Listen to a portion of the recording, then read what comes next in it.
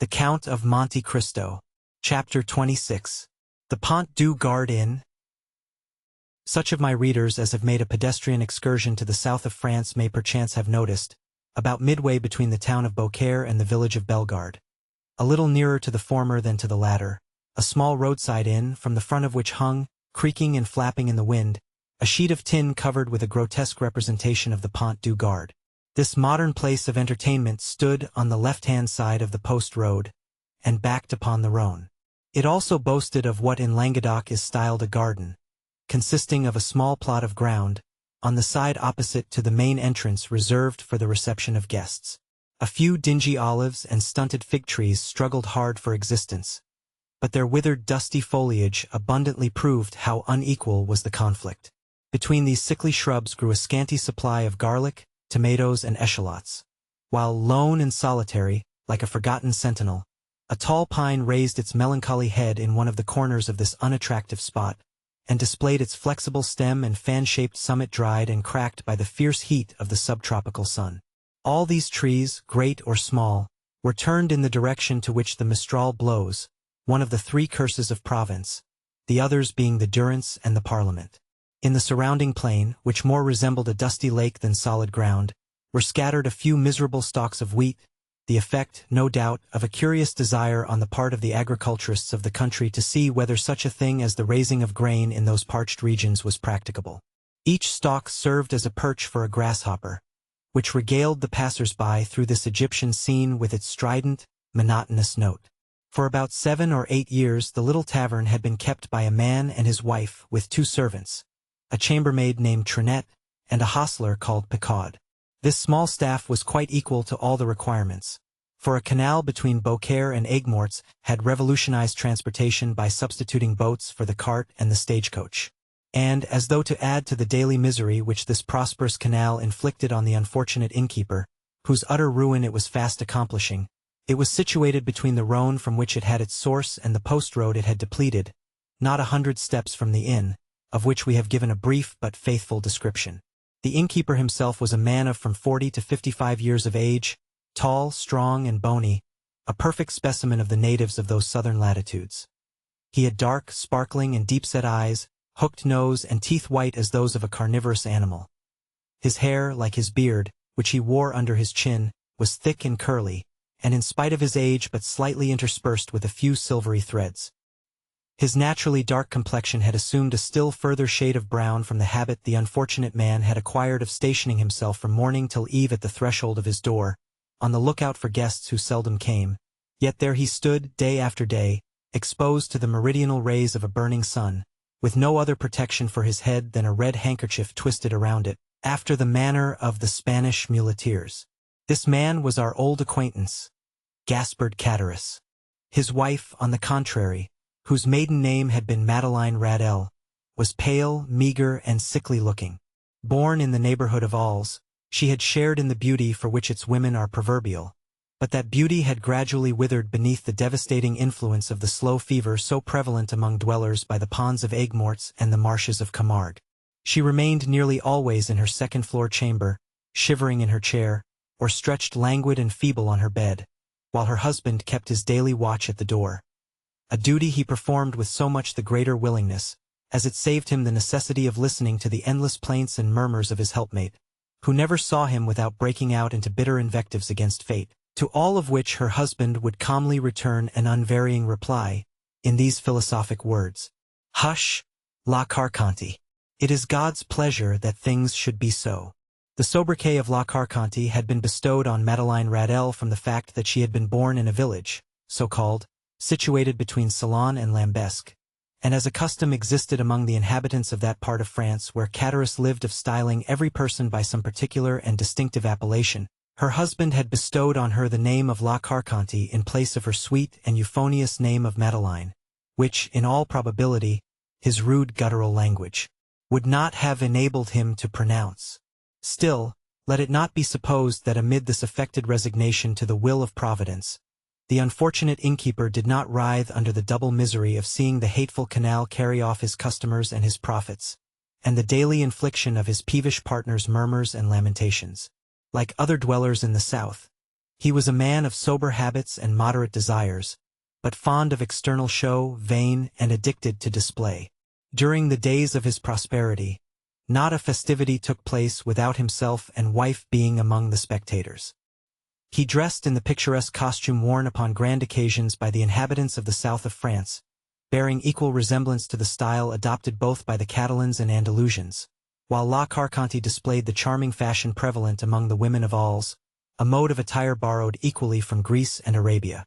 But, by degrees, watch chains, necklaces, party-colored scarves, embroidered bodices, velvet vests, elegantly worked stockings, striped gaiters, and silver buckles for the shoes, all disappeared. And Gaspard Cadaris, unable to appear abroad in his pristine splendor, had given up any further participation in the pomps and vanities, both for himself and wife, although a bitter feeling of envious discontent filled his mind as the sound of mirth and merry music from the joyous revelers reached even the miserable hostelry to which he still clung, more for the shelter than the profit it afforded.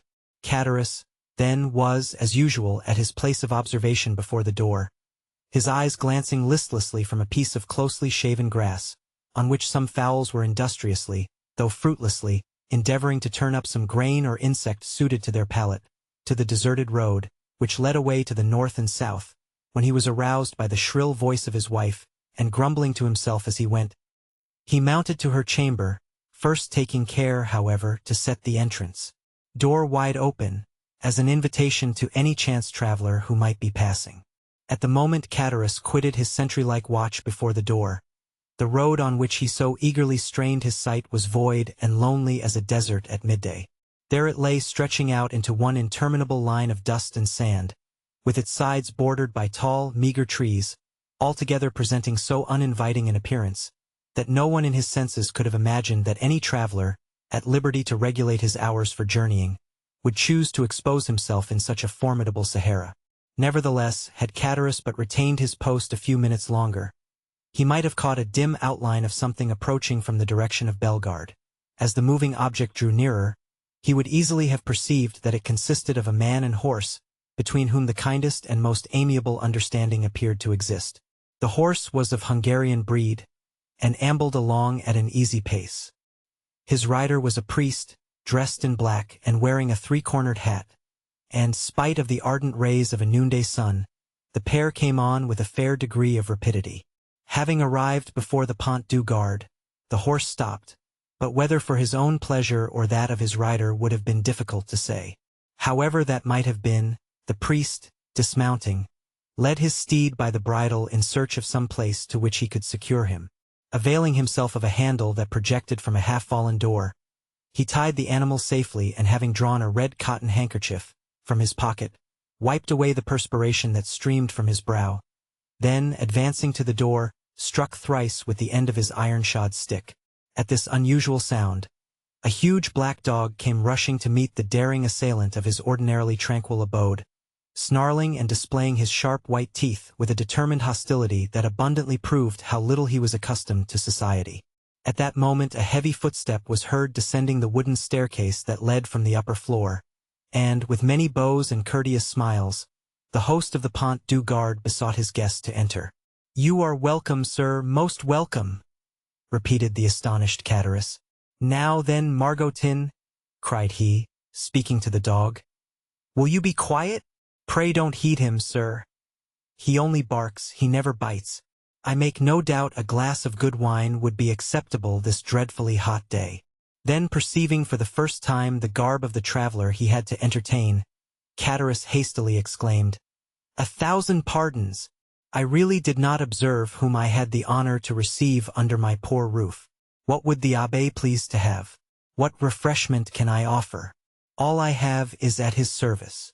The priest gazed on the person addressing him with a long and searching gaze. There even seemed a disposition on his part to court a similar scrutiny on the part of the innkeeper. Then, observing in the countenance of the latter no other expression than extreme surprise at his own want of attention to an inquiry so courteously worded, he deemed it as well to terminate this dumb show, and therefore said, speaking with a strong Italian accent, "You are, I presume, M. Cadaris?" "Yes, sir," answered the host, even more surprised at the question than he had been by the silence which had preceded it. I am Gaspard Cadaris at your service. Gaspard Cadaris, rejoined the priest. Yes. Christian and surname are the same. You formerly lived, I believe, in the Allées de Mailhan, on the 4th floor. I did. And you followed the business of a tailor? True, I was a tailor till the trade fell off. It is so hot at Marseilles that really I believe that the respectable inhabitants will in time go without any clothing whatever. But talking of heat, is there nothing I can offer you by way of refreshment? Yes. Let me have a bottle of your best wine, and then, with your permission, we will resume our conversation from where we left off. As you please, sir, said Cadaris, who, anxious not to lose the present opportunity of finding a customer for one of the few bottles of Cahors still remaining in his possession, hastily raised a trapdoor in the floor of the apartment they were in, which served both as parlor and kitchen. Upon issuing forth from his subterranean retreat at the expiration of 5 minutes, he found the abbé seated upon a wooden stool, leaning his elbow on a table, while Margotin, whose animosity seemed appeased by the unusual command of the traveler for refreshments, had crept up to him, and had established himself very comfortably between his knees, his long skinny neck resting on his lap, while his dim eye was fixed earnestly on the traveler's face. "Are you quite alone?"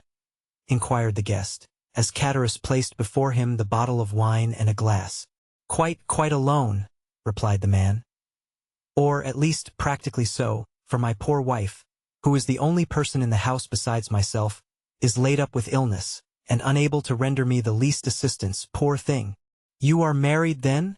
said the priest, with a show of interest, glancing round as he spoke at the scanty furnishings of the apartment. "Ah, sir," said Cadaris with a sigh, "it is easy to perceive I am not a rich man, but in this world a man does not thrive the better for being honest." The abbé fixed on him a searching, penetrating glance. "Yes, honest, I can certainly say that much for myself," continued the innkeeper, fairly sustaining the scrutiny of the abbé's gaze. "I can boast with truth of being an honest man, and," continued he significantly, with a hand on his breast and shaking his head, "that is more than everyone can say nowadays." "So much the better for you if what you assert be true," said the abbé. "For I am firmly persuaded that, sooner or later, the good will be rewarded, and the wicked punished." "Such words as those belong to your profession," answered Cadaris, "and you do well to repeat them. But," added he, with a bitter expression of countenance, "one is free to believe them or not, as one pleases." "You are wrong to speak thus," said the abbé. "And perhaps I may, in my own person, be able to prove to you how completely you are in error." "What mean you?" inquired Cadaris with a look of surprise. "In the first place, I must be satisfied that you are the person I am in search of. What proofs do you require? Did you, in the year 1814 or 1815, know anything of a young sailor named Dantes? Dantes? Did I know poor dear Edmond? Why, Edmond Dantes and myself were intimate friends," exclaimed Cadaris, whose countenance flushed darkly as he caught the penetrating gaze of the abbé fixed on him, while the clear, calm eye of the questioner seemed to dilate with feverish scrutiny. "You remind me," said the priest, "that the young man concerning whom I asked you was said to bear the name of Edmond." "Said to bear the name," repeated Cadaris, becoming excited and eager. "Why, he was so called as truly as I myself bore the appellation of Gaspard Cadaris. But tell me, I pray, what has become of poor Edmond? Did you know him? Is he alive and at liberty? Is he prosperous and happy?" "He died a more wretched, hopeless, heart-broken prisoner than the felons who pay the penalty of their crimes at the galleys of Toulon." A deadly pallor followed the flush on the countenance of Cadaris, who turned away, and the priest saw him wiping the tears from his eyes with the corner of the red handkerchief twisted round his head. Poor fellow," murmured Cadaris. "Well, there, sir, is another proof that good people are never rewarded on this earth, and that none but the wicked prosper." "Ah," continued Cadaris, speaking in the highly colored language of the South, "the world grows worse and worse. Why does not God, if he really hates the wicked, as he is said to do, send down brimstone and fire, and consume them altogether?" "You speak as though you had loved this young Dantes," observed the abbé, without taking any notice of his companion's vehemence. "And so I did," replied Cadaris. though once, I confess, I envied him his good fortune. But I swear to you, sir, I swear to you, by everything a man holds dear, I have, since then, deeply and sincerely lamented his unhappy fate." There was a brief silence, during which the fixed, searching eye of the abbé was employed in scrutinizing the agitated features of the innkeeper. "You knew the poor lad, then?" continued Chatteris. "I was called to see him on his dying bed, that I might administer to him the consolations of religion." "And of what did he die?" asked Chatteris in a choking voice. "Of what, think you, do young and strong men die in prison, when they have scarcely numbered their 30th year, unless it be of imprisonment?" Chatteris wiped away the large beads of perspiration that gathered on his brow. "But the strangest part of the story is," resumed the abbé, "that Dantes, even in his dying moments, swore by his crucified Redeemer that he was utterly ignorant of the cause of his detention." "And so he was," murmured Chatteris. "How should he have been otherwise?" "Ah, sir, the poor fellow told you the truth, and for that reason, he besought me to try and clear up a mystery he had never been able to penetrate, and to clear his memory should any foul spot or stain have fallen on it." And here the look of the abbé, becoming more and more fixed, seemed to rest with ill-concealed satisfaction on the gloomy depression which was rapidly spreading over the countenance of Chatteris. "A rich Englishman," continued the abbé, "who had been his companion in misfortune, but had been released from prison during the Second Restoration, was possessed of a diamond of immense value. This jewel he bestowed on Dantes upon himself quitting the prison, as a mark of his gratitude for the kindness and brotherly care with which Dantes had nursed him in a severe illness he underwent during his confinement. Instead of employing this diamond in attempting to bribe his jailers, who might only have taken it and then betrayed him to the governor, Dantes carefully preserved it, that in the event of his getting out of prison he might have wherewithal to live, for the sale of such a diamond would have quite sufficed to make his fortune." "Then, I suppose," asked Chatteris, with eager, glowing looks, "that it was a stone of immense value?" "Why, everything is relative," answered the abbé. "To one in Edmund's position the diamond certainly was of great value. It was estimated at 50,000 francs. "Bless me!" exclaimed Chatteris. 50,000 francs! Surely the diamond was as large as a nut to be worth all that. "No," replied the abbé. "It was not of such a size as that, but you shall judge for yourself. I have it with me." The sharp gaze of Chatteris was instantly directed towards the priest's garments, as though hoping to discover the location of the treasure. Calmly drawing forth from his pocket a small box covered with black shagreen, the abbé opened it, and displayed to the dazzled eyes of Chatteris the sparkling jewel it contained, set in a ring of admirable workmanship. "And that diamond," cried Chatteris, almost breathless with eager admiration, "you say, is worth 50,000 francs? "It is, without the setting, which is also valuable," replied the abbé, as he closed the box, and returned it to his pocket, while its brilliant hues seemed still to dance before the eyes of the fascinated innkeeper. "But how comes the diamond in your possession, sir? Did Edmund make you his heir?" "No, merely his testamentary executor. I once possessed 4 dear and faithful friends, besides the maiden to whom I was betrothed," he said, "and I feel convinced they have all unfeignedly grieved over my loss. The name of one of the 4 friends is Chatteris." The innkeeper shivered. "Another of the number," continued the abbé, without seeming to notice the emotion of Chatteris, "is called Danglars, and the 3rd, in spite of being my rival, entertained a very sincere affection for me." A fiendish smile played over the features of Chatteris, who was about to break in upon the abbé's speech, when the latter, waving his hand, said, "Allow me to finish first, and then if you have any observations to make, you can do so afterwards. The 3rd of my friends, although my rival, was much attached to me. His name was Fernand. That of my betrothed was, stay, continued the abbé. I have forgotten what he called her. Mercedes, said Chatteris eagerly. True, said the abbé with a stifled sigh. Mercedes it was. Go on, urged Chatteris. Bring me a carafe of water, said the abbé. Chatteris quickly performed the stranger's bidding, and after pouring some into a glass, and slowly swallowing its contents, the abbé, resuming his usual placidity of manner, said as he placed his empty glass on the table. Where did we leave off? The name of Edmund's betrothed was Mercedes. To be sure. You will go to Marseilles, said Dantes. For you understand, I repeat his words just as he uttered them. Do you understand? Perfectly. You will sell this diamond. You will divide the money into 5 equal parts, and give an equal portion to these good friends, the only persons who have loved me upon earth. But why into 5 parts? Asked Chatteris. You only mentioned 4 persons. Because the 5th is dead, as I hear. The 5th sharer in Edmund's bequest was his own father. Too true, ejaculated Chatteris, almost suffocated by the contending passions which assailed him. The poor old man did die. I learned so much at Marseilles, replied the abbé, making a strong effort to appear indifferent. But from the length of time that has elapsed since the death of the elder Dantes, I was unable to obtain any particulars of his end. Can you enlighten me on that point? I do not know who could if I could not, said Chatteris. Why, I lived almost on the same floor with the poor old man. Ah, yes, about a year after the disappearance of his son, the poor old man died. Of what did he die? Why, the doctors called his complaint gastroenteritis, I believe. His acquaintances say he died of grief. But I, who saw him in his dying moments, I say he died of— Chatteris paused. Of what? Asked the priest anxiously and eagerly. Why, of downright starvation. Starvation! Exclaimed the abbé, springing from his seat.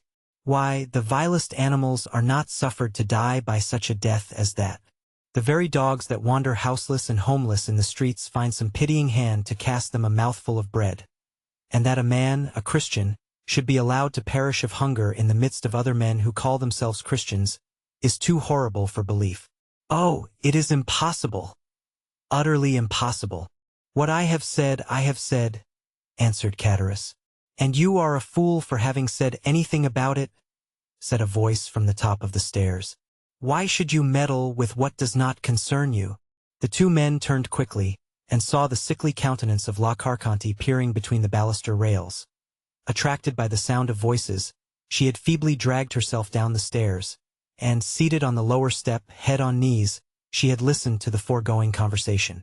Mind your own business, wife, replied Chatteris sharply. This gentleman asks me for information, which common politeness will not permit me to refuse. Politeness, you simpleton, retorted La Carconte. What have you to do with politeness, I should like to know? Better study a little common prudence. How do you know the motives that person may have for trying to extract all he can from you? I pledge you my word, madame, said the abbé, that my intentions are good, and that your husband can incur no risk, provided he answers me candidly. Ah, that's all very fine, retorted the woman. Nothing is easier than to begin with fair promises and assurances of nothing to fear. But when poor, silly folks, like my husband there, have been persuaded to tell all they know, the promises and assurances of safety are quickly forgotten. And at some moment when nobody is expecting it, behold, trouble and misery, and all sorts of persecutions, are heaped on the unfortunate wretches, who cannot even see whence all their afflictions come. Nay, nay, my good woman, make yourself perfectly easy, I beg of you. Whatever evils may befall you, they will not be occasioned by my instrumentality, that I solemnly promise you. La Carconte muttered a few inarticulate words, then let her head again drop upon her knees, and went into a fit of ague, leaving the 2 speakers to resume the conversation, but remaining so as to be able to hear every word they uttered. Again the abbé had been obliged to swallow a draught of water to calm the emotions that threatened to overpower him. When he had sufficiently recovered himself, he said, It appears, then, that the miserable old man you were telling me of was forsaken by everyone. Surely, had not such been the case, he would not have perished by so dreadful a death. Why, he was not altogether forsaken, continued Chatteris. For Mercedes the Catalan and Monsieur Morel were very kind to him. But somehow the poor old man had contracted a profound hatred for Fernand, the very person, added Chatteris with a bitter smile, that you named just now as being one of Dante's faithful and attached friends. And was he not so? Asked the abbé. Gaspard, murmured the woman, from her seat on the stairs. Mind what you are saying. Chatteris made no reply to these words, though evidently irritated and annoyed by the interruption, but, addressing the abbé, said, "Can a man be faithful to another whose wife he covets and desires for himself?" But Dantes was so honorable and true in his own nature, that he believed everybody's professions of friendship. Poor Edmund, he was cruelly deceived. But it was fortunate that he never knew, or he might have found it more difficult, when on his deathbed, to pardon his enemies. And whatever people may say, continued Chatteris in his native language, which was not altogether devoid of rude poetry, I cannot help being more frightened at the idea of the malediction of the dead than the hatred of the living. "Imbecile!" exclaimed La Carconte. "Do you, then, know in what manner Fernand injured Dantes?" inquired the abbé of Chatteris. "Do I? No one better. Speak out then. Say what it was." "Gaspard," cried La Carconte. "Do as you will, you are master, but if you take my advice you'll hold your tongue." "Well, wife," replied Chatteris, "I don't know but what you're right. So you will say nothing?" asked the abbé. "Why, what good would it do?" asked Chatteris. "If the poor lad were living, and came to me and begged that I would candidly tell which were his true and which his false friends, why, perhaps, I should not hesitate. But you tell me he is no more, and therefore can have nothing to do with hatred or revenge. So let all such feeling be buried with him. You prefer, then," said the abbé, "that I should bestow on men you say are false and treacherous the reward intended for faithful friendship?" "That is true enough," returned Chatteris. "You say truly, the gift of poor Edmund was not meant for such traitors as Fernand and Danglars. Besides, what would it be to them? No more than a drop of water in the ocean." "Remember," chimed in La Carconte, "those two could crush you at a single blow." "How so?" inquired the abbé. "Are these persons, then, so rich and powerful?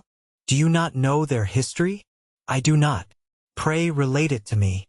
Chatteris seemed to reflect for a few moments, then said, "No, truly, it would take up too much time." "Well, my good friend," returned the abbé, in a tone that indicated utter indifference on his part, "you are at liberty either to speak or be silent, just as you please. For my own part, I respect your scruples and admire your sentiments. So let the matter end. I shall do my duty as conscientiously as I can, and fulfill my promise to the dying man. My first business will be to dispose of this diamond." So saying, the abbé again drew the small box from his pocket, opened it, and contrived to hold it in such a light that a bright flash of brilliant hues passed before the dazzled gaze of Chatteris. "Wife, wife!" cried he in a hoarse voice. "Come here!" "Diamond!" exclaimed La Carconte, rising and descending to the chamber with a tolerably firm step. "What diamond are you talking about?" "Why, did you not hear all we said?" inquired Chatteris. "It is a beautiful diamond left by poor Edmond Dantes, to be sold, and the money divided between his father, Mercedes, his betrothed bride, Fernand, Danglars, and myself. The jewel is worth at least 50,000 francs. "Oh, what a magnificent jewel!" cried the astonished woman. "The fifth part of the profits from this stone belongs to us then, does it not?" asked Chatteris. "It does," replied the abbé, "with the addition of an equal division of that part intended for the elder Dantes, which I believe myself at liberty to divide equally with the 4 survivors." "And why among us 4?" inquired Chatteris. "As being the friends Edmund esteemed most faithful and devoted to him." "I don't call those friends who betray and ruin you," murmured the wife in her turn, in a low, muttering voice. "Of course not," rejoined Chatteris quickly. "No more do I, and that was what I was observing to this gentleman just now. I said I looked upon it as a sacrilegious profanation to reward treachery, perhaps crime." "Remember," answered the abbé calmly, as he replaced the jewel and its case in the pocket of his cassock, "it is your fault, not mine, that I do so. You will have the goodness to furnish me with the address of both Fernand and Danglars, in order that I may execute Edmund's last wishes." The agitation of Chatteris became extreme, and large drops of perspiration rolled from his heated brow. As he saw the abbé rise from his seat and go towards the door, as though to ascertain if his horse were sufficiently refreshed to continue his journey, Chatteris and his wife exchanged looks of deep meaning. "There you see, wife," said the former. "This splendid diamond might all be ours if we chose. Do you believe it? Why, surely a man of his holy profession would not deceive us." "Well," replied La Carconte, "do as you like. For my part, I wash my hands of the affair." So saying, she once more climbed the staircase leading to her chamber, her body convulsed with chills, and her teeth rattling in her head, in spite of the intense heat of the weather. Arrived at the top stair, she turned round and called out, in a warning tone, to her husband, "Gaspard, consider well what you are about to do." "I have both reflected and decided," answered he. La Carconte then entered her chamber, the flooring of which creaked beneath her heavy, uncertain tread, as she proceeded towards her armchair, into which she fell as though exhausted. "Well," asked the abbé as he returned to the apartment below, "what have you made up your mind to do?" "To tell you all I know," was the reply. "I certainly think you act wisely in so doing," said the priest. "Not because I have the least desire to learn anything you may please to conceal from me, but simply that if, through your assistance, I could distribute the legacy according to the wishes of the testator, why, so much the better, that is all." "I hope it may be so," replied Catullus, his face flushed with cupidity. "I am all attention," said the abbé. "Stop a minute," answered Catullus. "We might be interrupted in the most interesting part of my story, which would be a pity, and it is as well that your visit hither should be made known only to ourselves." With these words he went stealthily to the door, which he closed, and, by way of still greater precaution, bolted and barred it, as he was accustomed to do at night. During this time the abbé had chosen his place for listening at his ease. He removed his seat into a corner of the room, where he himself would be in deep shadow, while the light would be fully thrown on the narrator.